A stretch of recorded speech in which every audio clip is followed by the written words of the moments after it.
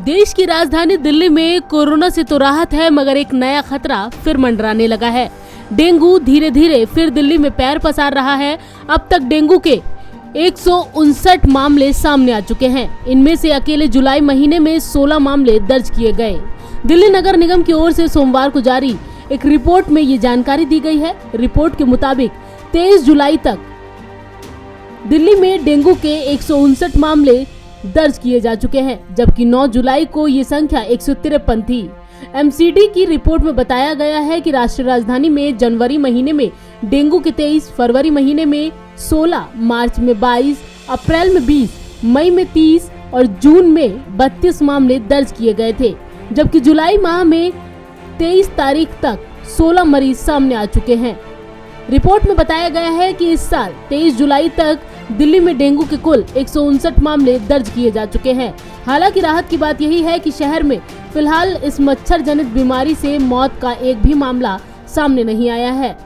हालात चिंताजनक इसलिए भी हैं क्योंकि रिपोर्ट में सामने आया है दिल्ली में बीते साल जनवरी से जुलाई के बीच डेंगू के 38 मामले दर्ज किए गए थे। साल 2017 में इसी अवधि के बीच 77 डेंगू मरीज मिले थे। वहीं साल 2018 में जनवरी से जुलाई के बीच 36 मामले सामने आए थे। साल 2019 में इन 7 महीनों के दौरान 27 डेंगू के केस सामने आए, तो वहीं साल 2020 में जनवरी से जुलाई के बीच दर्ज डेंगू के मामलों की संख्या 22 थी। बता दें कि डेंगू से जुड़े ज्यादातर मामले आमतौर पर जुलाई से नवंबर के बीच ही सामने आते हैं। हालांकि ये अवधि मध्य दिसंबर तक खिंच सकती है।